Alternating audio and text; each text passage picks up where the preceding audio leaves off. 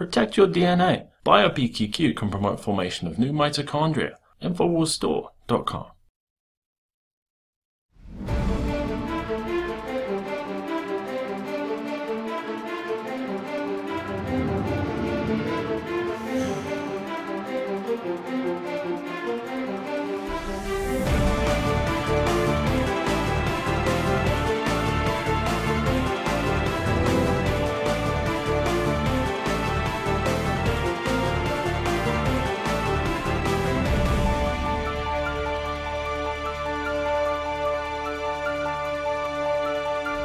It's Thursday, May 3rd, 2012. I'm Alex Jones, and this is Infowars Nightly News. Tonight, the battle lines have been drawn. Breaking news from Infowars.com. As leaked U.S. Army documents outline the plan for re-education camps in America. Shocking plans discovered to put political activists in prison camps and then to be pacified by PSYOP officers. It's decision time for the U.S. military. Whom will you serve? Then, the FBI's latest plot to engineer their own job security, as 5 crackheads in Cleveland are arrested after being recruited and trained to blow up bridges. Plus, shocking video of police drugging Occupy protesters, corrupt officers and county deputies caught in the act. Alex Jones talks to Dan Feidt, the producer of the video that documents Minnesota police picking up young people off the street for training programs. Multiple participants say officers gave them illicit drugs and gave them incentives to take the drugs and encouraged them to be informants. Infowars Nightly News investigates. Plus, an update on Ron Paul's campaign surge as he moves into position to seize control of the GOP. All that and more on the Infowars Nightly News. And now your host, Alex Jones.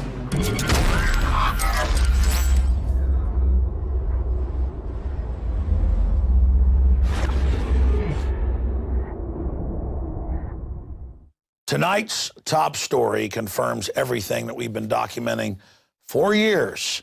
It's been leaked, and since then we've confirmed it's even on an official Army.gov website. U.S. Army document outlines plan for re-education camps in America. Political activists would be pacified to sympathize with the government or learn their Stockholm syndrome, because the government itself is run by foreign banks. It goes on to say they would identify malcontents, trained agitators, or people that don't like being gang raped by the government, and political leaders within the facility who may try to organize resistance or create disturbances in the United States. They develop and execute indoctrination programs to reduce or remove antagonistic attitudes. Don't like the fact your kids were shipped over to Saudi Arabia? While you're in a FEMA camp, they'll teach you. And identifies political activists. Don't have that in America. Hell, ask George Washington. That's illegal. Provides loudspeaker support. I've been to urban warfare drills where they train to target the American people, such as administrative announcements. America is a pig house that worships your loving bankers. Right out of Red Dawn. When necessary, helps the military police commander control detainee and the evil American populations. Plans and executes a PSYOP, or psychological warfare, that's what our military is for, is to wage war against us, that produces an understanding and appreciation of U.S. policies and actions. It goes on. This story has gone mega viral, as it should. FEMA camps confirmed, in triplicate, and at their re-education camps. What's wrong with those? They have them in North Korea.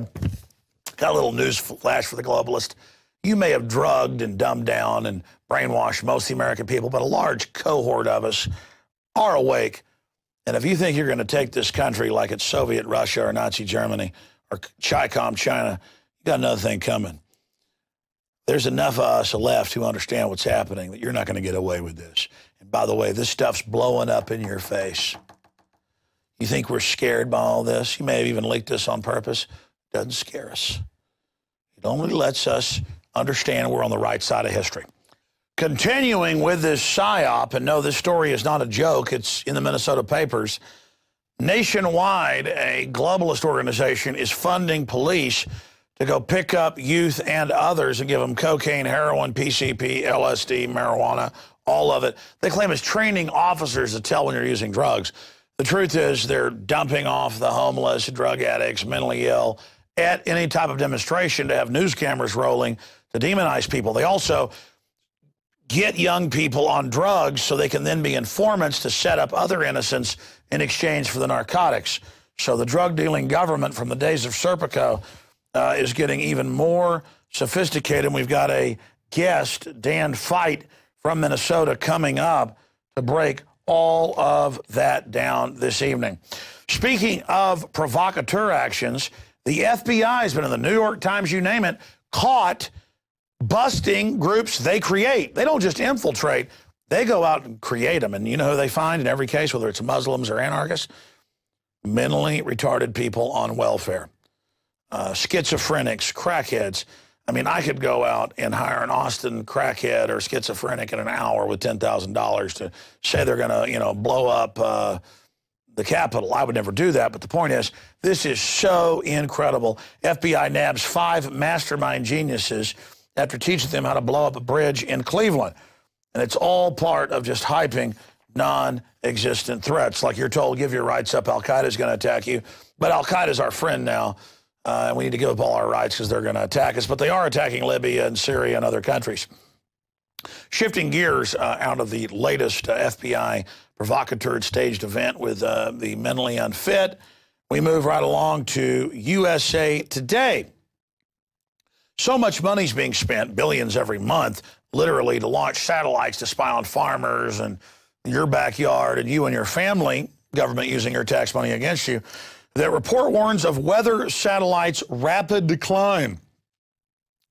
Predicting the weather is tricky enough. Now a new government-sponsored report warns that the USA's ability to track tornadoes, forecast hurricanes, and study climate change is about to diminish. All the money's going into surveilling the people. That's just more begging for money so they can shove a camera down our throat while shipping narcotics into our country. Our government doesn't exist. It's Goldman Sachs, JP Morgan Chase run. Look at this little article. Murder, suicide, or assassination. Did veteran JT Reddy pay the price for going constitutional? And that is an article by Patrick Henningsen. A volunteer U.S. border guard and outspoken former U.S. Marine J.T. Reddy was found dead Wednesday afternoon along with 3 adults and 1 small child in an apartment mass shooting, an apparent mass shooting in Gilbert, Arizona. This is one of the favorite ways the different mafia groups do it. We saw a state senator in Georgia exposing child kidnapping rings, and they went and killed her and her husband, said a murder-suicide. I find this very suspicious. I'd watch this guy. He didn't come off totally like a Fed like Hal Turner, as most white supremacists, but he didn't come off as unstable, so he might have done it. It's just that when you know that these things have been staged in the past with all this other propaganda going on, it's very, very suspicious. Speculation of a cover-up frenzy was fueled by an early statement by Sergeant Bill Balfoss stating, "We do not believe the suspect is at large. All the information is pointing to the fact that he is one of the dead at the house," thus continuing the latest trend of not waiting for a full coroner's report before publicly slandering and implicating someone. And that happened with Breitbart. Hour and a half, 2 hours after he's dead. Hey, nothing to look at. He died an hour, few hours before releasing documents on Obama. And then the coroner, of course, died of poisoning, but that's no big deal. Continuing here, moving along from this individual. Oklahoma City bombing grand juror Hoppy Heidelberg passes. An amazing whistleblower, threatened by the FBI with death if he didn't stop exposing the bombs in the building. Hoppy tirelessly worked to expose the truth of what was happening. 1940 to 2012, I think the last interview he did, in fact, he said was on this show with me. Well, we should re-air that in the next few weeks. And he said, yeah, I've got to go fight this thing I have. I don't want to call it cancer and give it power. But Hoppy Heidelberg has gone on to be with the good Lord. So good job, Hoppy, for exposing those globalist terrorists staged Oklahoma City. And we'll be seeing you someday, my friend, along with all of your ancestors and those to come. Let's shift gears now. Officials frantic over Ron Paul supporters seizing control over GOP. Hey, Ron Paul has seized most of the delegates, and in many states they now admit, like Iowa and, of course, Maine, he really did win. Up front, he was winning, so they just said he lost to create the illusion he didn't have momentum. He gets crowds of 10, 12,000 all over the country. Mitt Romney can't even get a couple hundred, even if he pays them, just like Newt Gingrich. Officials frantic over Ron Paul supporters seizing control of GOP. Congressman fills another 4,000-seat stadium in California. So Ron Paul is going on, setting brush fires in the minds of liberty, educating people about an alternative to right-wing fascism and left-wing communism and socialism, all run by Der Rothschild. And continuing with an apple that didn't fall too far from the tree, Rand Paul launches campaign to end the TSA. Our story went viral today thanks to DrudgeReport.com. He is in legislative action to abolish government involvement in security and to replace it with the airports making the decision about their own security they want to hire. And again, that will break up this big lobby that's monolithic and can be commanded by the federal government. So a step in the right direction in a big, fat way. But we're not done with the Ron Paul, Rand Paul revolution of liberty. There's more. We've already aired this week the full speech of Ron Paul talking about false flag terror. Here is some of the man on the street from that rally. We now have the official number, 6,000 plus people. And then we'll come back with the quote of the day before our guest. It's part of the jam-packed information overload that is teleprompter-free Infowars Nightly News. 15-day free subscription at prisonplanet.tv. Richard Reeves here reporting for Infowars.com. It is April 26th of 2012. We are on the grounds of the LBJ Presidential Library at the lawn on the west side of the venue. We're about to have Ron Paul speak here at 7 p.m. We already have a large crowd. We've got about 30 minutes before the event. There are probably at least over 1,000 people here ready to see Ron Paul. They've really come prepared with their signs, their shirts, their buttons, and it looks like it will be an awesome speaking engagement here in Austin, Texas coming up. I see a lot of people I saw last time around. I see a lot of new people. And I'm encouraged by that. I'm not going to, sit here and pretend like the establishment doesn't have a few things up their sleeve when it comes to, rigging the election, I'll allege. But it's still optimistic. It still feels good to try and to do the right thing, even if you know that everything's stacked against you. What we have to think about is restoration of personal responsibility and personal decision-making, and that's what freedom is all about. It's really sad that we've got the answer right here, but we just can't have it because we can't let Ron Paul be president because he's crazy. But as soon as the election's over, we'll have him on Fox and CNN every 20 minutes on every financial show to explain to us why we're in this pickle that we're in. But every time there's an election cycle around, he's crazy again. So that's one of the many things that I think about how Ron Paul's been treated in the past 8 years. Our government and our Congresses are so willing to give up our liberties for our security. I have a personal belief that you never have to give up liberty for security. You can still provide security without sacrificing our Bill of Rights.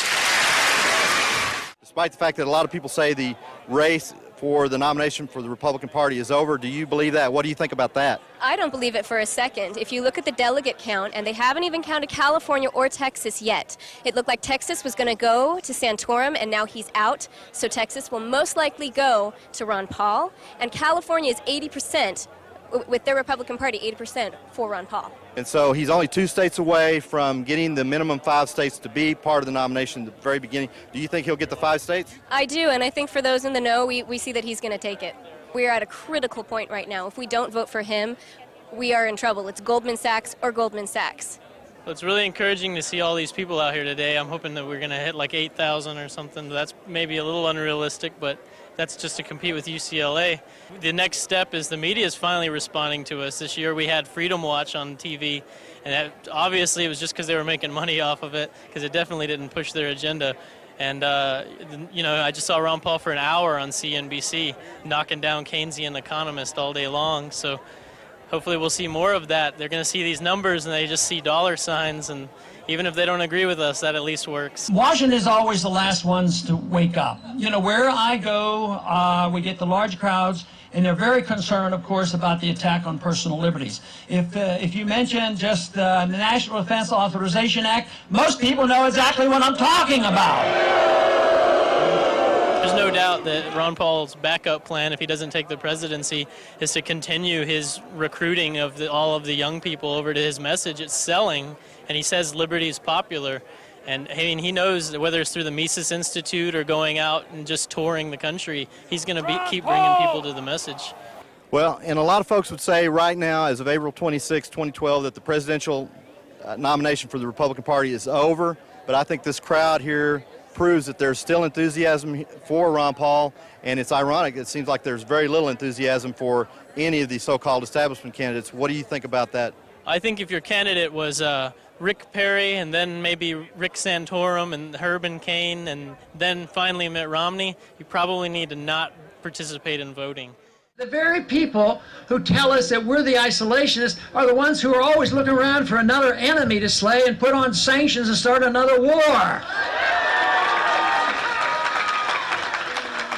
They're the ones who don't want to trade with Cuba. We're the ones that think that it's time to engage in the world and to talk to people and trade with people. So they will try to paint us as uncaring. But let me tell you, people who care will care about liberty. And this will never translate into an absolute majority, but I'm certain that our numbers are growing by leaps and bounds. These prairie fires of freedom are being spread, and there's nothing but good news out there, precariously so, because we don't know exactly. We may have something happen. There may be a false flag incident where some ship goes down and you be used for the excuse to accelerate the next war. And we have to learn to distinguish war propaganda from the truth.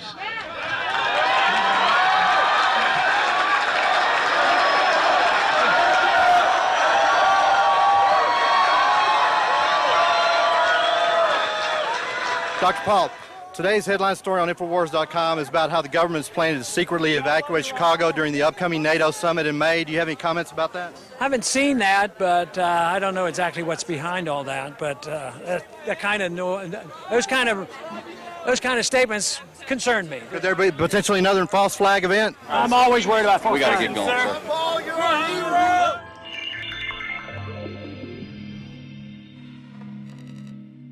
And now, before we go to break and come back with an amazingly informative guest dealing with governments drugging the Occupy Wall Street crew and total proof with video, Jose Queiroz from Portugal said politicians and diapers should be changed frequently, and all for the same reason. They are filled with Janet Napolitano. I added that part, a little Texas flourish there. No, he just said politicians and diapers should be changed frequently, all for the same reason. Wonder what that is. They're full of Janet Napolitano. I will see you after the break, my compadres. Stay with us. It's Infowars Nightly News. It's up to you whether this transmission gets out to people. They're censoring us all over. I didn't even get into YouTube censorship we're seeing right now. Find out more at Infowars.com. Stay with us. Have you been to InfoWarsShop.com lately?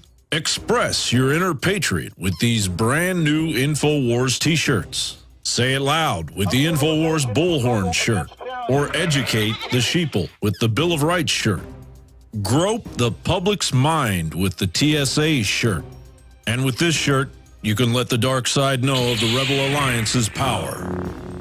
All available at InfoWarsShop.com. Sick of the globalist, eugenicist, control freaks adding poison to your water and laughing as you get sick and die? Start purifying your water with ProPure. My friends, I've done a lot of research, and the best gravity filter out there, bar none, is ProPure, and it's available discounted at Infowars.com. Its filters are silver impregnated to prevent bacterial growth. There's no priming required. It's NSF 42 certified. Optional fluoride filters can reduce fluoride up to 95%. Easy to set up and use. Doesn't require electricity. Purify water from lakes, streams, ponds, and wells. This filter system leaves in beneficial minerals, which is key. Save money by not buying bottled water and avoid BPA that leaches from the plastic. ProPure is the best gravity-fed filter out there. It's what my family uses. Infowars.com already has the lowest price on ProPure. But if you add the promo code WATER at checkout, you get an additional 10% off at Infowars.com. You can also call to order 888-253-3139. And we are back on this very important Thursday, May 3rd, 2012 edition of Infowars Nightly News. Now, we just covered the unprecedented released, leaked, and confirmed Army document about re-education camps, brainwashing, all of it, right out of North Korea. We just covered that. But I saw a report yesterday out of Minnesota, and I went and did some research, and so did my team, and it turns out it's in the news there. And they're reporting with a straight face that the police come and pick up the Occupy Wall Street people and take them and give them marijuana, cocaine, heroin, whatever they want. And I was talking to our guest before he went to this interview, and I said, why do you think they're doing it? And I told him my reason for it, but we're going to ask him, as an investigative journalist, what he thinks is going on, and I'll give you my take on this. But this is not a joke. This is not satire. This really is happening. And here's the headline at Infowars.com, police drugging Occupy protesters. There's no other way to put it. And we've seen cases in New York and Austin, Texas, where I live, where they would release people out of the mental hospital and tell them, you'll be arrested anywhere but Occupy. Or we're releasing you out of the county or city or state jail. You've got to go there or we'll arrest you. In Austin, they arrest the homeless for sleeping, unless it was Occupy. Then they put news cameras down there and say, look, there's homeless people defecating. So it's all part of a psyop. But I'm not joking. We're going to play some video clips here that this investigative journalist shot. Dan Feidt is a web developer, and he's also worked as a professional reporter for the Capitol. But now he does it as a volunteer to cover real social issues, and he joins us. The website is hongpong.com. We'll have that on screen for you. But this is big breaking news. In fact, he's shattering the media control, and now it's coming out outside of Minnesota. The police chief there in the area says he didn't know the state police were coming in and doing this. And in Minnesota, state police, like Texas, means feds. So amazing information, but he's also got some groundbreaking research on the Rex 84 garden plot, cable splicer, political roundup news that integrates in with the incredible information we covered previously. So that's the in-depth summary. Let's go to the investigative journalist, Dan Feidt, to break this down and go to some of these clips. Dan, I was pinching myself watching this video, but sure enough, I could tell it was real. I mean, Academy Award actors couldn't, pose as cops and stoned, Occupy people. But then I went and looked. It's in the Minnesota News, but they're reporting on it like, oh, the police are taking people to warehouses and putting them on drugs. That's no big deal. Right, and basically what we found was pretty clear evidence, and we interviewed a number of participants who went through the program, in some cases multiple times. The program is called Drug Recognition Experts, and it's been run by the Minnesota State Patrol. And we did clearly document that not only did people say that they were offered free drugs for participating in the program, as well as incentives such as cigarettes, cash, food, etc., all of which is extremely unethical, which is why this program has no institutional review board type of oversight, it's very unethical to encourage people to take drugs in any setting, especially with police officers and, according to participants, with drugs that they were given. And then, so essentially it turbocharged a situation of chemical intoxication at a site called PV Plaza, which is a 24-hour open public plaza space in downtown Minneapolis. And this program has been going on for multiple years. They did use PV Plaza as a site previously, but what was particularly striking now was how closely it all aligned with Occupy, as well as the statements from multiple people that they were asked questions about. Who do you see the leaders are in Occupy? Can you tell us what you guys are doing? Can you tell us your plans to protest on May Day, et cetera, after intoxicating these people in a controlled setting, according to those participants? So that's pretty serious. And the DRE program, which was basically built up by the International Association of Chiefs of Police, which is actually a pretty dangerous organization. A friend of mine described it as globalist gun grabbers, classically, you know. And so the IACP has rolled this DRE program out across the country. It seems No, they are. They openly say they want to use foreign troops in America, and they do not believe in the civilian ownership of firearms. This is a extremely anti-freedom organization. Well, IACP is one of the principal organizations that advanced the whole platform of fusion centers, and now they're trying to expand a new total information awareness type of system, which is called NIEM, or National Information Exchange Model. So one thing perhaps that people that are both part of, the liberty movement type people as well as Occupy people could work on is trying to get their municipalities to pull out of the IACP and, basically isolate the negative influence that this organization has, which is not widely known. But I think that would be one way that we could address the problem of these kind of policies being rolled out. Well, I agree. I want to get you on the wider radio show because I've been reading your articles. You're extremely informed. I've been nose to the grindstone for 17 years. And I even learned some stuff and went and checked and found out you were telling the truth and it was accurate. And unfortunately, it's hard for me to learn something new about all the things they're doing because I'm so immersed in it. But you can teach an old dog new tricks. Look, let's cut right to the chase before we play some clips, and I want you to elaborate on the wider image here. Minnesota, as you know, during the RNC, almost 4 years ago, they used an Austin Fed front guy. Well, I mean, tell folks about that because so much we see is happening in Minnesota and in and around Minneapolis, St. Paul as an epicenter.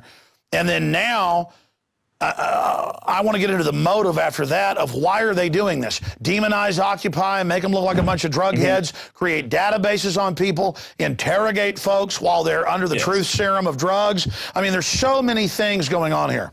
Yes, absolutely. I think the best way to describe the overall Midwest pattern is there's something called the Midwest Green Scare, which a really good reporter, Will Potters, covered in detail. Essentially, there are tons of people working for different federal agencies that are supposedly looking for terrorists, but since they really don't have any terrorists, they can collect what are called, in the FBI, statistical accomplishments for hassling people, putting them on watch lists and that kind of thing. I was recently provided with more than 600 pages of documents from 2 FBI investigations, and you can Google that if you look up COINTELPRO Gothic 2. The first story was called COINTELPRO Gothic, and that addresses the operational pattern the FBI has across the Midwest to shadow activists before the Occupy movement started. And more broadly, yes, I think it's pretty clear they're interested in doing a lot of database collection and that kind of thing, and it extends beyond the government as well. There has been a great deal of overt surveillance by shady parties around the Twin Cities in the last couple months, and I think it's probably fairly likely that those are people like private security hired by the banks to photograph people and that kind of thing. So it's a high tempo thing, and I would say looking up Green is the New Red Scare and checking that out, you can find a lot of information about a number of different levels of this type of program going on that started well before Occupy. Well, that's what I discovered more than a decade ago. They go around and just get people to talk about violence or try to imply that peaceful groups are bad to get funding, to justify their existence. And even one of the head federal marshals, air marshals, went public a few years ago, the Denver Post, and said, we're ordered to put innocent people on list for what they order, or if a child takes a photograph.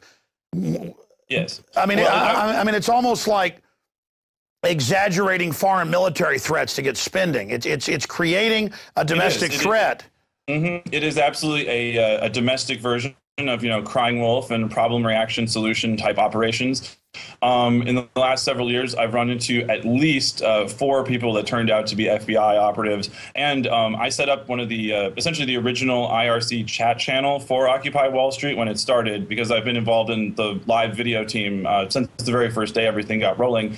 And within a couple of weeks, the FBI sent their controlled hacker, Sabu, onto my channel to kind of, lurk as an identity. So the FBI is really all over things, and their operational pattern clearly involves planting informants, such as Brandon Darby was the one who was set up in Texas to create a threat during the RNC, and this case in Cleveland, which was on the exact same operational pattern. So there's really no regulation of what the FBI does in these situations, but whenever they create anything like this, they can accumulate statistical accomplishments, and we can only find out about that through freedom of information requests. And that's right. They're not infiltrating truly dangerous or bad groups. They're getting the underwear bomber on the plane in Amsterdam so Chertoff can make money on body scanners. They're going out and finding mentally ill prisoners, welfare people, mentally retarded people on record to then pay them, sometimes for years, to get them to just talk about an attack and then viciously sending them to prison. Yeah. When they really need to be in a hospital. But are you excited about the fact that suddenly it's all over mainstream news that the FBI creates its own terror threats and then stops them? I mean, this is a subject that I've tried to look at very carefully for many years that happens across the political spectrum. So I'm glad that that's being publicized too. But I would add, in the case of this whole DRE program, the war on drugs has really offended me for a long time. I've tried to get officials at the state, local, county level to talk about the consequences of drug prohibition creating financial corruption in the banking system. Wells Fargo is a very powerful player in this city, and they're well known to launder billions of dollars of drug money. And I can't get any officials on the record to explain, if we have a Federal Reserve Bank in Minneapolis and it conducts wire transfer payments, like, who is responsible for dealing with the financial corruption in those wire transfer payments? The people at the Bureau of Criminal Apprehension, which is part of the Department of Public Safety, which is involved in this whole scandal, they do not deal with the Federal Reserve. They have no access to those systems. Let's be clear. So they pull teenagers over and take them to jail for one joint. Right. Meanwhile, Bloomberg reported Wells Fargo and its subsidiary Wachovia in 2 years laundered $376 billion. And then you've got the state police trying to get kids and people on drugs and offering them heroin, cocaine. You could have a heart attack on that stuff. But that's okay. And you're like, hey, these guys deal drugs. And they're like, we don't know what you're talking about. It's so obvious. They make drugs illegal to keep the price up. But let's stop there. Let me ask you the big question before we go to video clips. Why do you think they have a nationwide program that almost no one knows of? I mean, I know statistics show the DARE program actually gets children interested in drugs, so that they're advertising it to them. I mean, and most of the cops are, too ignorant to even understand that, but we understand it, and our viewers understand it. Some of the public doesn't understand it, but expanding on this complex issue, point blank range, covering this, breaking it, why do you think, not the reason the cops think, but why are the social engineers, the International Association of Chiefs of Police and all these groups, why are they trying to get people on heroin and cocaine and marijuana? I mean, simply put, chemical dependency is one of the most effective means to control people. And so the DRE program clearly seems to be intended to introduce officers to the idea of controlling people through chemical dependency, saying, I will give you a little bit of what you need in order to get information from you, and acclimating that to them, to that type of process. There you go, turning the cops into drug pushers. This is how you introduce them. Yeah, but also too, I think part of the reason the videos resonated is because it's a condensation of everything that's disturbing and horrible about the war on drugs from the police. They didn't want to be videotaped because they know they feel guilty about it, and they know that it's irresponsible. And well, that's like the troops saying we got to grow opium because we're against drugs, and we load it on the planes, but we put you in jail when you use it. It's all just out in the open now. Yes, it is, and so what I'm personally happy that, like, this appears to have been, an egregious enough violation to catch on tape and put the case together. And other people in other states, I really want to encourage other people to start investigating programs in their own areas. But I'm encouraged because I was really hoping that the Occupy movement could really get at the war on drugs, because before the war on terror, the war on drugs was used as one of the main, levers to advance the surveillance state, to implement the tracking systems of the military-industrial complex into local communities, using federal grant programs with freshly printed debt dollars to send out military hardware into different cities. So the war on drugs has always been used to kind of advance this agenda. And we saw in South America, for example, the regional alliances that they've used to keep the war on drugs rolling are finally disintegrating. So can people like the Occupy movement, Liberty movement, Truthers, We Are Change, can people expose the different corruption going on? Can we force the different layers of government to account for all the financial corruption and finally quit abusing people? It's the sense of abuse. It's the sense of treating people like it's objects, the oldest not trick like in the human book. beings. Listen, it's re-legalizing slavery. You can't just grab somebody because they're black and throw them on a ship because, you misinterpret the Bible and say they're the devil and deserve it. Now you just put out a substance you know is addictive, you bring it in, you keep it illegal to jack up the price, and when they use it, you throw them in your prison for 25 cents an hour, putting everybody else out of business and driving down the wages. We were just showing while you were talking video of you there talking to the police. I want to go to this first clip where they take a young man away. He comes back obviously very inebriated, but from your research, and I looked this up, they admittedly give them cocaine, heroin, LSD. We have no idea the provenance of these drugs or where they got them. Is this some crap they got in the locker? Well, right. Marijuana, all of this. I thought this is so deadly that we've all got to have the government, basically taking our freedoms away. But what are they doing? Again, preying on Occupy Wall Street like a shuttle bus, drugging everybody up. Yeah.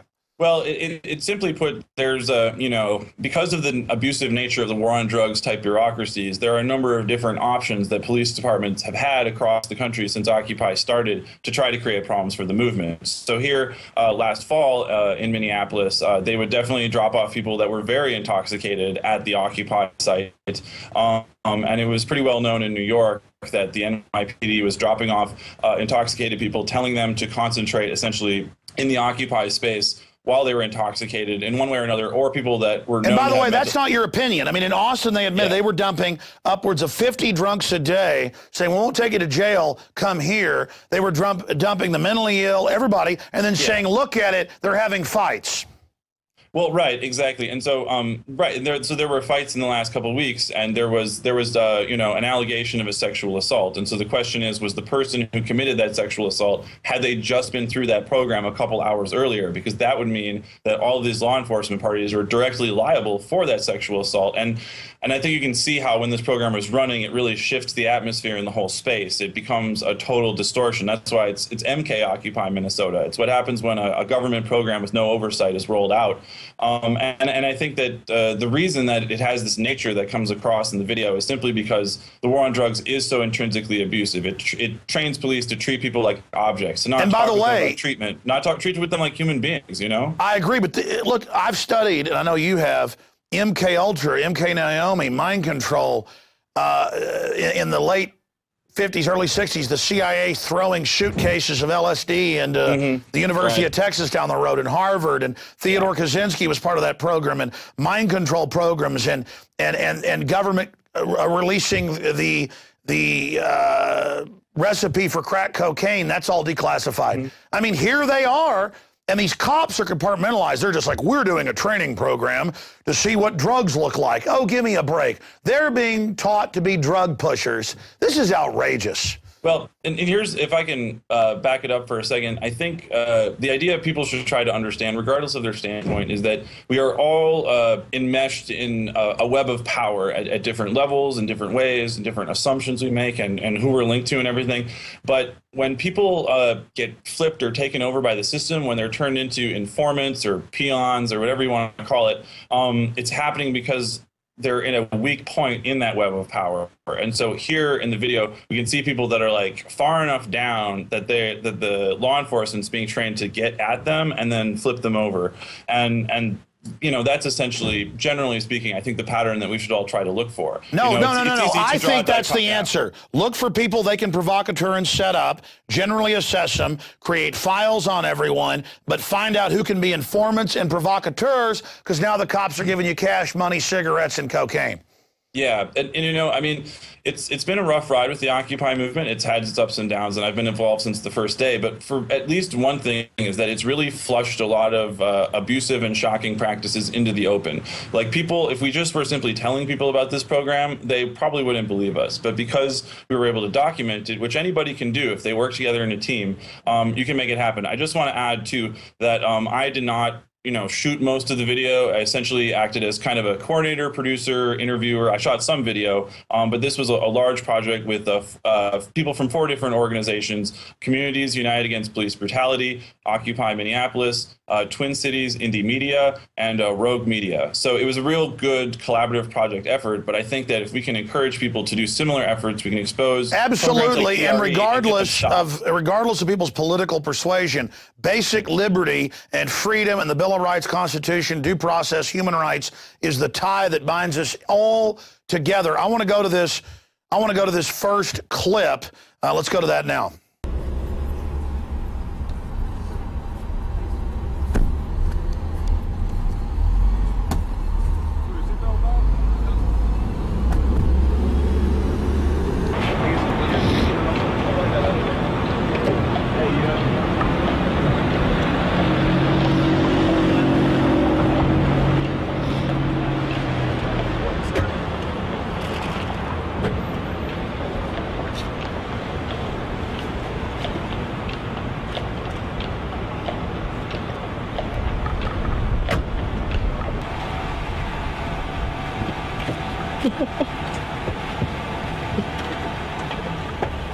Yeah, man, I'm so high right now. Yeah, so like, tell us the story. Like, so what happened? Like, you guys, like, the last thing we saw was you gave us a thumbs up. They didn't give us a test. They didn't test us this time.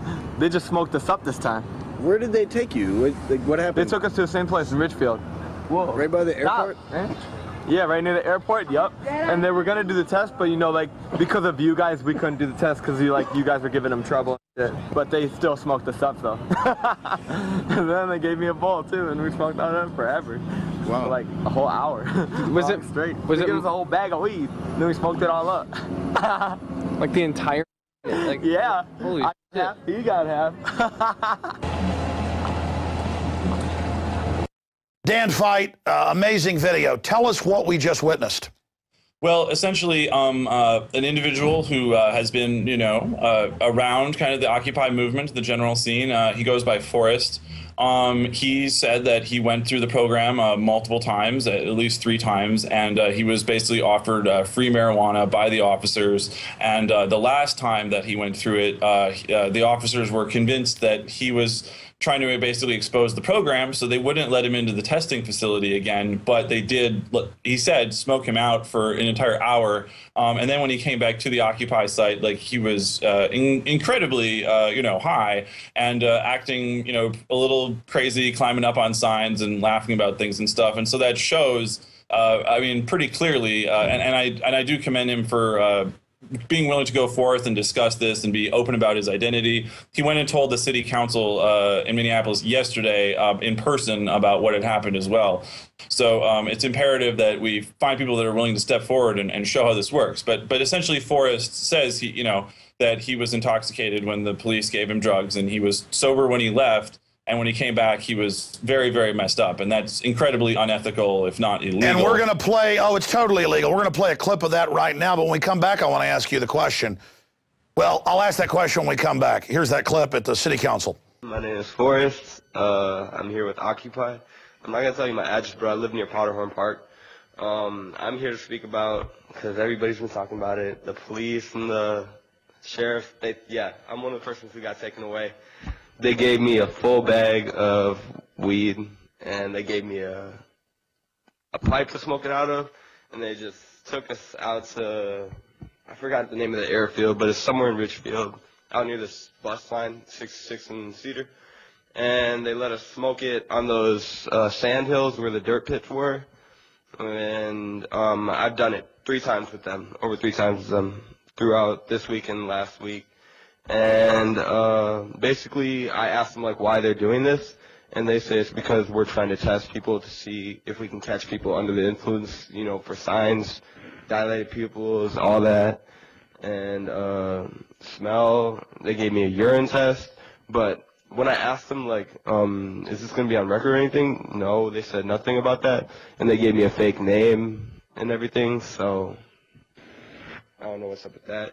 And also, the second time I went, I asked some friends to come along, and the second time, there was actually, like, media and press. I think it was Sam, the shorter Sam, was there filming it, and Ben was there, and Dan was there. He got really angry when they took me away from the Occupy movement, and they were kind of getting into an argument, conversation with them, because he wanted to know why the police were doing this and why this was going on. And yeah, I thank you for that, man, standing up for me, man, and all the people for Occupy about the police and how. Yeah, I'm one of the only ones, but I have a lot more friends who have done this who can speak even more about this. So, what's going on? My issue is I drive up to checkpoints, or I've had cops pull me over and say, "Are you on drugs?" And I'm like, "Look, I don't use drugs. You know, I don't use prescription, over the counter, any of it. I may drink a beer or drink some coffee. No, you're not going to search my car, get a warrant." But my issue is next time cops pull me over, I'm going to say, "Hey, what have I got drugs? Take me to your compound. Give me a bunch of drugs." You know, I mean, how do they selectively take some poor teenager to jail, like so many friends I had in high school, and then ruin their lives and put them in juvenile where they get raped or whatever, you know, for a nonviolent crime because drugs are so bad. But then meanwhile, they're taking people and offering them whatever drug they want. I mean, this is crazy. Yes, and I would stress, like, we weren't able to collect, direct video evidence of that happening. But we have testimonials from multiple people that all line up along those lines. And but we know the program's real. I mean, they admit they have the program. Yeah, and it speaks to, the inherent corruption and dehumanizing nature of the war on drugs as a system, which has to be shut down. It's unbelievably cruel and unethical, not to mention an enormous waste of taxpayer money. There are multiple layers to this story, apart from the fact that it works out being a huge political interference drug thing against Occupy, but also that it's an expression of how incredibly dehumanizing the whole thing is across our society. Now, we've got another clip. We showed the video earlier, but here's the audio where you confronted the sheriff. Tell us when this happened. Yes, that was on Saturday afternoon. That sheriff arrived. We kind of show him getting out with the state patrol. He was from Olmsted County, which is an outstate county, and I was able to basically get him to talk about who the director of the program was and the fact that there was no institutional review to protect the interests and safety of these test subjects. So he's out of his jurisdiction from another county taking people to use drugs. Yeah. He's it's across it's a whole program that runs across the state. So it's another way to merge and get rid of jurisdictions. Incredible. Here's that clip. Do you have adequate medical personnel at any of the facilities where this is being done? Everything that we do is completely validated. It's being run by the State Patrol? Yep. Okay, Department of Public who's the Safety. officer? Okay, Department of Public Safety. Who's the officer in charge? Why do I have to tell you that? Who are you? Because you're spending our tax dollars. Who are you? Who are you? Well, he's a citizen. N Jacobson from the Olmsted Right, County. I know. Yeah. Sir N Jacobson from the Olmsted County Sheriff's Department. I've talked with Adam before. Yeah.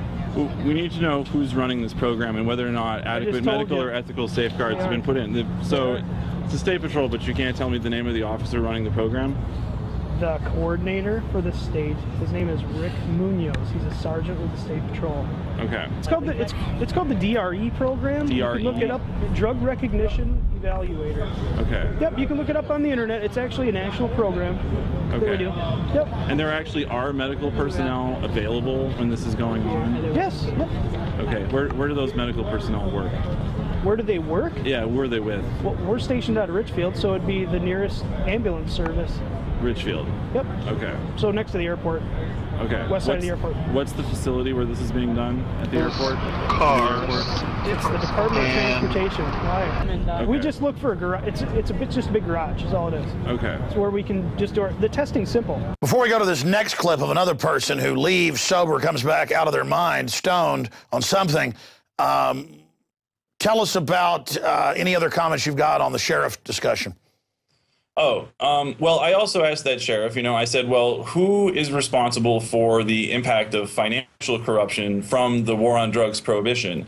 And I said, that essentially there's issues with drug money being laundered through the banking system. And he said that that was above his pay grade and that he didn't know who to talk to about that. So I haven't been able to find anybody in the Minnesota state government who will go on the record about the issue of financial corruption. This is another example of that. The only politician who's ever given me a substantial on-the-record explanation of laundered drug money in the banking system is, of course, Ron Paul. That's right, and he won the first few states, but they stole it from him, and now they admit they stole it, but that's the way it is. Mitt Romney, another big banker, he'll save us. Yes, but, you know, I got to hand it to the Ron Paul organizers in Minnesota. They've done a really, really good job rounding up delegates, and they're bringing Santorum people into their camp. So there's still some kind of game afoot. It's been interesting to watch, and hopefully that will help. I agree. They're planning on creating a big fracas and just pointing out what a fraud it all is at the convention. And I think it's a great strategy. Even though they've cheated Paul up front, he would be the nominee. He won the first few states, but they just stole it because they're narcotics trafficking banking dictatorship. I mean, what do you... I think there's a new electronic voting system company from, what is it, Spain, that's going to be in this election. So hopefully... Yeah, they're going to count most of the votes nationwide.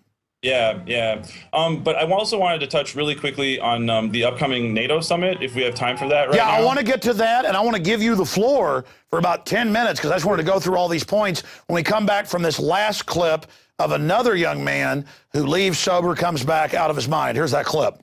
They asked me how much I had to smoke. Well, how are you? They didn't answer anything. And then they asked me if I wanted to smoke more and just stopped me on my tracks like, yes. And then what? And then I smoked with the cop. How did they go about asking you to come with them? They were like, "Did you come with us for doing a research on people who are under the influence of marijuana?" And this was Hennepin County? This is sheriffs or cops? Sheriffs from a different county. Sheriffs from a different county brought you to the first precinct of Minneapolis, Hennepin County, and you smoked weed inside a Hennepin County precinct. So when they were bringing you there, did they handcuff you? Did they tell you anything? Did they give you any rights or anything? Did they take your name? Well, no, they didn't take my name. They didn't ask for anything. They didn't ask for anything? No. They just wanted to see. What did they say they wanted to get from you? They wanted to get information. What kind of information? Like how people act under the influence of street drugs. In this case, marijuana. So they knew that you had already smoked, and yet they provided more weed for you to smoke. Oh yeah. Was it high grade weed? Dude, this is some of the best shit I've had in my life. Like, now I know what happens with stuff they confiscate. Said, would you like to partake in this research that we're doing? It's like, not really. But is there compensation for it? He said, yeah, we'll give you more. We'll give you more marijuana, we'll buy you a pack of cigarettes and take you out to lunch. They said, we know who you are. We know that you're Panda and that you're deep into the Occupy movement. And I was like, dang, am I that infamous in the system? They would give me a quarter more of marijuana and if I said I would become a reformer. Me being the devious bastard that I am, I said, sure. And I reneged as soon as I got out of the cop car on Nicollet and 9th. They didn't really mention too much of what they wanted to know. They said that they would contact me when the time's right. Just another example of somebody leaving sober, bombed out of their mind. This just goes on all day. Any other points on that? And then let's get into the NATO summit. What's happening with that, the G20, and then your research into the FEMA camp situation, which is now admitted. Yes. Well, I would just, simply wrap this up by saying the DRE program was supposed to resume today at 3 o'clock, and so we'll see if there are still personnel trying to run this program. We will see if there are vehicles down at the Minnesota Department of Transportation facility, which is at 66th and Cedar Avenue on the east side of the Minneapolis airport, west side of the airport. And so we'll see if they keep running this program. We had to put this video out quickly because this was really, really unsafe for everyone. And so I'm really hoping that the program has been stopped. One more point I forgot to add. In the video, he talks about they tried to get him to become an informant. Mm-hmm. Yeah, absolutely. He said that they basically gave him a quarter ounce of marijuana in exchange for promising to give them information later. And then the other guy, the guy with the big hair, Forrest, he also was started questioning, and he was so intoxicated that he started talking. And so we can clearly see that this is being used to train them to convert people into informants. Like if it's a training program, that's what they're training. No, that's how the cops turn your kids against you. This is what some of the Soviets did, is give them drugs. And so now the cops are the drug pushers. I guess they've always been the drug pushers. Look at Serpico. Right. They're keeping the market alive, right? Making sure the profit margins flow to the financial industry, also known as Wall Street. That's what I try to tell people. I mean, folks, do not use Big Pharma. They make money, these illegal drugs. It's just, come on, you don't need it. You fall into their trap. But the problem is now they're making whole milk evil so they can raid us. This whole war on drugs, as you said, is proliferating into every level. The surveillance society, the surveillance of banking, the harassment. I mean, every once in a while I get allergies and I go to get some Sudafed and they get my license and scan it and it's such a joke. Yes. And the sad thing at the public policy level, which I've covered at the state legislature for a long time, legislators who are working on expanding the war on drugs are very deceptive about the fiscal impact of those expenditures, which are obviously a really bad use of taxpayer money that we can't afford right now. The prisons are bankrupting us. The prisons are bankrupting us.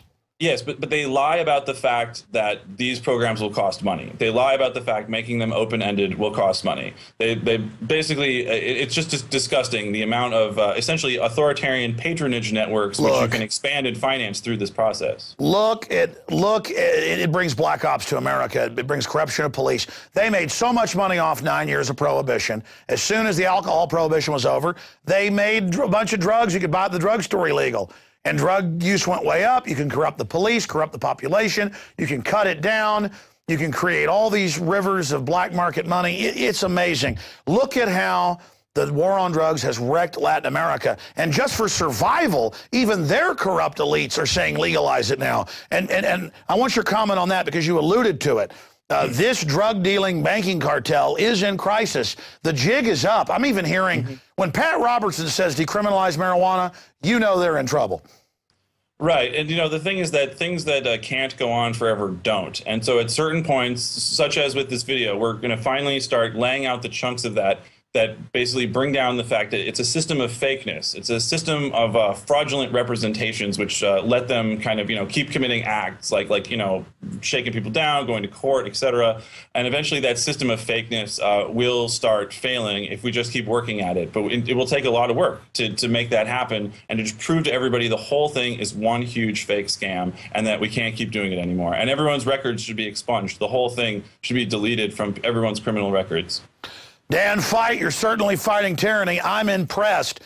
You got 10 minutes. The floor is yours. I'm turning it over to you to get into the FEMA camps, your other research, other things you're working on, websites, other groups. It's good to know people out there understand what's happening. Break it down. Yes, thank you. One thing I just want to mention is that obviously the NATO summit is coming up in Chicago right now, and that is a national special security event.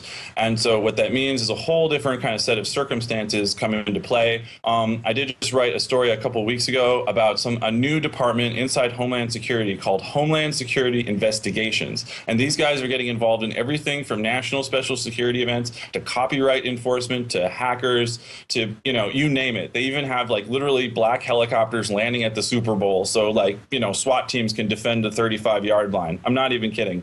So this agency creates backup agents for national special security events, and they also have these giant crazy trucks. This agency, HSI, is currently inside Immigrations and Customs Enforcement. I think everybody should look at it really carefully. It's very interesting. Now, the other thing, too, is that because in 2008, the Republican National Convention came to Minneapolis, and I was really shocked to see, essentially special deployments of the Minnesota National Guard. And I wanted to know what is the bureaucratic procedure behind all of that? How is that run through their Joint Command Center and so forth?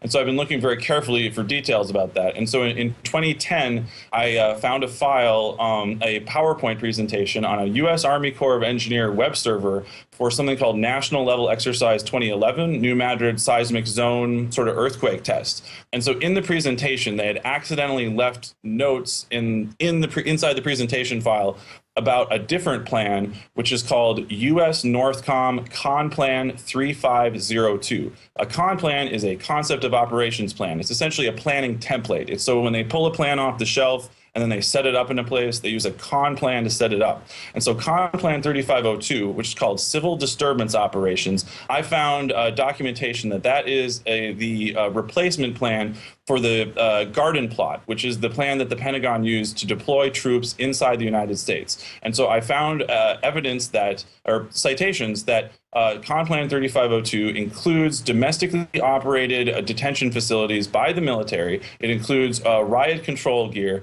and it includes warrantless search and seizure. So at places like the RNC, the 2009 G20 in Pittsburgh, which I was also at, and then as well as this upcoming NATO summit, I think we can safely say that Con Plan 3502 is an important underlying planning document for the deployment of troops in the United States. They use these national security events as beta test, not just here, but worldwide. They're duplicating. I noticed at G20 where Dude got arrested 2 years ago, they were snatching and grabbing people, and we learned it was private security, was in command of the military, the police, everything.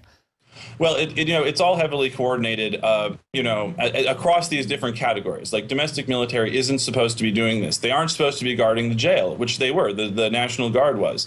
And so they, at the one level, they use something called Con Plan 3501, Defense Support of Civil Authorities. And that's the plan that's activated if they use helicopters during a flood or whatever. So that's the sort of benign plan. And then that's available publicly. It's called DSCA. And I think I saw a reference sort of in a way to the story that you guys just posted about this new camp thing.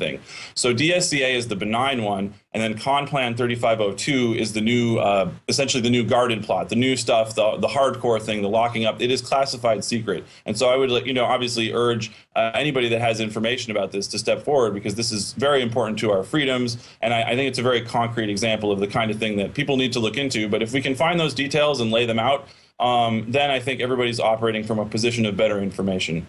Well, I noticed that when we posted our article today, leaked U.S. Army document outlines plan for re-education camps in America, we've got hundreds of others. There's been congressional hearings, and I had weird PSYOP folks calling in going, "It's not true, Alex. Stop lying, Alex." And it was like, wow, you could hear the tactics. They are really scared of us learning about this. And the thing is, then they say, well, it's been on the books a long time. I'm seeing a giant ratcheting up. Are you seeing that? Yeah, I mean, I think so. But again, it's like, before Occupy started, I was really concerned that this whole system was going to easily roll out with any real, layers of resistance to it. And what I was encouraged by is seeing that essentially this, bankers building the police state agenda through organizations like IACP, that Occupy at least was something out there as a countervailing force to, raise awareness of that. So I have some hopes that I didn't have before, that maybe we won't have this ugly outcome. And I think I agree with you. I talked to the military and police. They're finally getting it because people pre-warned them. They understand this. But take Occupy. People know that there's problems with Wall Street, crony capitalism, insider monopoly stuff. And so the media announces off of real activists, oh, there's this thing, go be part of it. Then they try to use the big crowds that are diverse to project, give George Soros more of your tax money, not to help the country or pay off debts, but to give them more austerity money.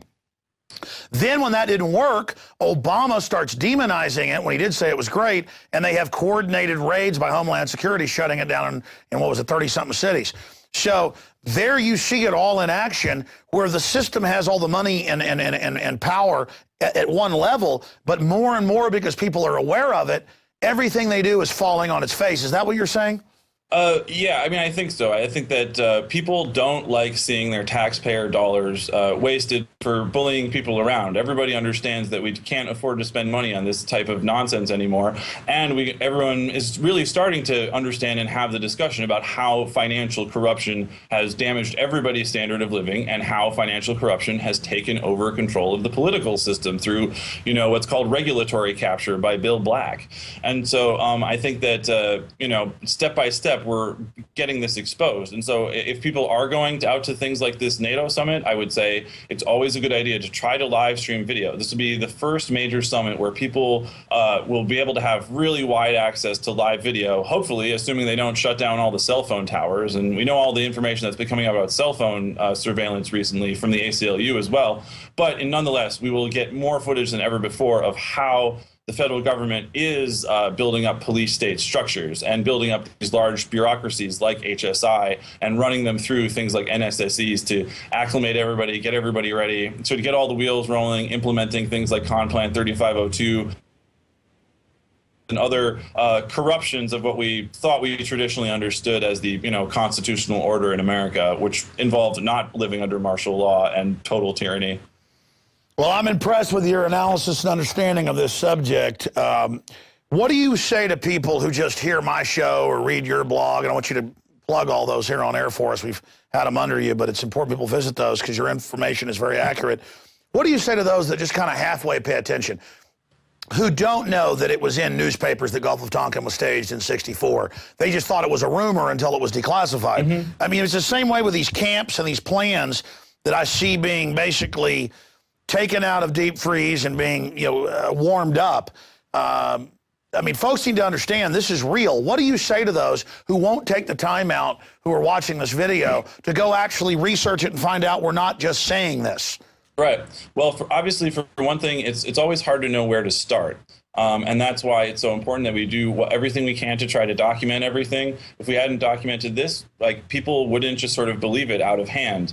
And I think that helps a lot. I think, all that we can do is say, listen, as activist media, we come at this from our own perspectives, which may not agree with you. But listen, you guys can keep looking, further into this, and I think that platforms like Infowars have done a good job of saying, listen, you got to get rolling and do your own research. But a lot of times it takes a personal experience, something strange happening, just being treated corruptly in a very routine way at the county level, for example. That's the kind of thing that radicalizes people to the idea that the government can be very shady and corrupt and dangerous. I think that we've just seen a lot of shared experiences happen. People that had these Occupy crackdowns happen, that was an experience very similar to the RNC and G20 type crackdowns that they've done before. So everybody got to experience the extent to which the system would coordinate and try to shut them down. Also, I would add quickly too that the IACP, I know, had published some kind of internal document about Occupy and essentially to encourage police officers to, get this thing shut down. So the IACP and the repression of Occupy is probably a subject that needs to be plumbed a lot further. So I just say, laying stuff out there, a lot of times it takes bite-sized pieces. Sometimes it takes short videos, but also sometimes I think longer videos, such as this one, can really lay out a complete picture of the feeling. So people don't just feel like it's a little quick snap. No, I understand. It personalizes, it illustrates the ridiculous, cartoonish level of hypocrisy. But I think you hit the heart of it. What is some international private group of police chiefs doing telling our local police what to do? What is the CIA doing? And it's illegal, as everybody knows, to be setting up threat fusion centers that they're in control of. All of this is a joke. So just like we had 800 cities and 5 states say no to the Patriot Act, they said, oh, that's symbolic. No, it's more than that. We've had 2 states pass laws against the NDAA. All of this is happening. We go in and say, no, this is illegal. This is a 10th Amendment violation. As Ron Paul's pointed out, you can't be doing this. Stop coming in here and taking over our police department. We live here in Minnesota. Yes. We live in Texas. We live in New York. We live in Maine. We live in Florida. Get out. I mean, people get that. Get out. Yeah, absolutely. And fortunately, here in Minnesota, we still have the Minnesota Data Practices Act. So I'm hoping that we can, get all the emails behind this program. I think that would be really helpful. So people have to keep making document requests every way you can. You'll find a lot of details that you didn't expect. A lot of weird little coordination groups up to different things. No, exactly. They're lazy. If you hit 5 different groups, they'll deny you in 3, but be too lazy to catch the other 2. Yeah, exactly. Actually, yes. Sending out data requests to obscure places that aren't expecting them is one of the best approaches to getting at deeply buried stories. So that would be definitely one suggested approach I would recommend for everybody. Get that video camera out there, get those data requests out there, start pulling that stuff together, and then if you can, make that impactful case and put them really on the spot, like that's what you have to do to really affect the flow of decision making, which happens in these authoritarian bureaucracies that we're all so concerned about, rightfully so. Wow. Well, I'm excited about the work you guys are doing, all the groups there. And I've seen a lot of activism out of Minnesota since 4 years ago. I saw it before, but since everybody saw the Fed command and demand and set up those innocent activists and send them to prison with the Molotov cocktails, I think that's really gotten people energized. I'm watching that from afar, but am I right? Right. Well, and I think, Minneapolis has really bore the brunt of a lot of FBI COINTELPRO operations, especially in the kind of anarchist and socialist scene going on. But people have learned from experience. People have learned about grand jury resistance. People have learned about the operational patterns of informants. People have learned to look out for their friends and have a good sense of how people operate. And I think that those experiences actually contributed to a base which helped make the Occupy movement achieve more tangible traction and more tangible benefits, and not simply just get played by the usual bag of tricks, generally speaking. And I think that that's been effective. But I would say that a lot of us here feel like we've been around the block with freaky government suppression, and we're not backing down anytime soon. And we're going to get the word out so people actually understand. Have you found that the more you resist, the stronger you get? Resistance is victory. Yeah, I think so. I think once you get momentum really rolling, then you can really start making things happen. People see that. It gets new people motivated, because what we're really, I would say broadly that the Occupy movement is about getting people to snap out of passivity, out of being passive spectators, and getting them to do their own stuff and have agency in their own lives, but also not take orders from cadres of establishment people from whatever form of the establishment that's out there, but getting people to have agency in their own lives and showing them that they can do that they can, take action themselves and not just sort of fob off responsibility through representatives and bureaucracies and stuff like that. So I think that that's been successful, and I think that applies to everybody, regardless of exactly. Instead of just begging some bureaucrat, you can show where they violated the laws and things, and show them who's boss. The power of activism.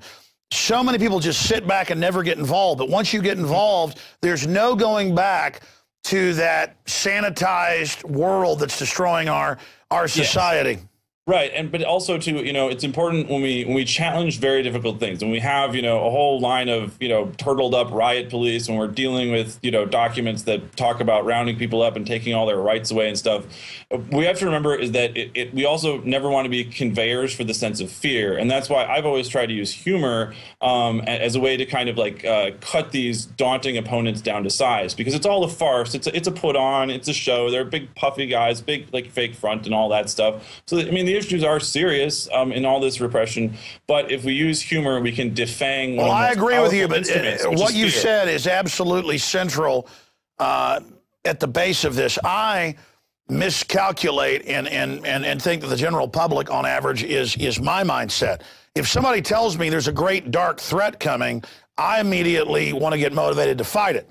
But I realize that when I sit here and state how serious this is, a lot of people get scared, but they've got to understand the system has amassed all this blustering power because they are weak, and you don't realize how strong you are until you engage it. The fear is if we do cower and give in to them, then they win. And that's why they're amassing bigger and bigger giant tanks. They might come up with something, the size of the Empire State Building to roll down the street to scare us. But that's what they had in Oakland a couple of days ago, that monster tank that the Oakland Police Department rolled out against May Day. Yeah, but again, it shows how truly weak they are, and the system better hope. All these little front minions better hope it doesn't go to something physical, because then it's not going to be people facing their black tank out in the street. It's going to be something entirely different. And again, these cops, military, they're just people that are part of the system as well. We've all been under this. We need to reach out to them now, not just sit there and talk about some physical confrontation. Right, and that's why I said, we're all in the web of power somewhere, and so we can start pulling on those strings to kind of get those people unraveled out of those authoritarian sort of blocks and networks, and say, listen, you need to wake up. Your kids are going to live basically in a police state controlled by the banks, where we're all debt slaves, unless you start working on this issue, because it's really, really getting bad. And it's, it hasn't been getting better anytime lately, except like through openings like the Occupy movement, through other openings. We've been raising these issues, but the trajectory has been really bad. So, but we can all intervene, and we can prod at those people in the system and start showing them different things that erode their loyalty to the authoritarian trend. Well, I think we've had an amazing banter here, Dan Feidt, and I hope you'll come back as a correspondent from Minnesota for us on a routine basis. Thank you so much. 2-minute closing points if you haven't you made some points you wanted to cover. Yeah, again, I will just simply call upon everybody out there that you guys can do this stuff. We don't have like some magic like toolkit. We basically use live video, little cell phone videos, that kind of thing. It's like you got to get out there in the community, have a good sense of who's around, who gets word of bad plans coming down the pike. But everybody can do this. There's a huge opportunity right now to, in particular, go after the war on drugs, which is a major wing of the total authoritarian trajectory. And I personally am really hoping that the war on drugs can be challenged to the core and then finally shut down, and we can end the prison industrial complex and this abusive, system of statism and exploitation and dehumanization that we've documented here. It's repellent, and people sense that, and they're reacting appropriately. But anybody can make this happen, so get out there and do it. That's my suggestion. I agree with you. It's not just a wing. The drug war is at the very heart of everything. We've got to end it. And people say, oh, you want people on drugs. As you know, countries that have decriminalized, drug use goes down generally by about half. It takes all the money out of it. And there's not these crack zombies running around robbing people to get money to go buy crack that goes to a big bank. And every time you ask the cops, hey, that bank's laundering the money, they laugh at you. That's above my pay grade. But I think about my children who will be teenagers soon, and they're going to be out there in the middle of this. And if they're dumb enough to, use drugs or something, they're going to have the cops preying on them. And again, do the cops want their kids preyed on? I mean, this is just so, it's ridiculous.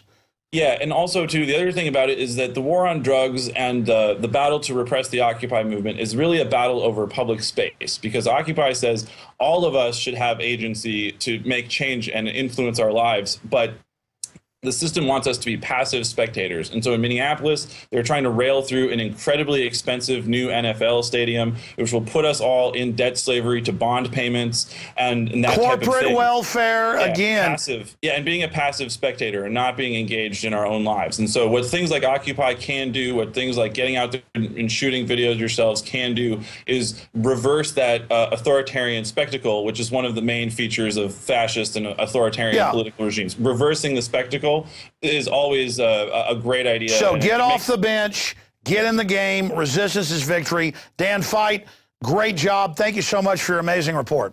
Thank you, Alex. It's great to talk with you about this important issues. Very exciting. Well, that was an amazing interview. I hope that all of you out there get this information out to your friends and family pronto. It's up to you to spread this video out to everyone you know. Only you can resist the globalist. Because, he's talking about big banks taking over and debt slaves. They're not just people that want you to be debt slaves. They're eugenicists. They are anti-human globalists who absolutely want you dead. They use poverty as a tool of control. All right, amazing transmission. Great job to the crew. Don't forget, if you believe in this information, want to help spread alternative research, become a subscriber. We got a 15-day free trial running at prisonplanet.tv. Until tomorrow, I'm Alex Jones signing off. The rest is in your court.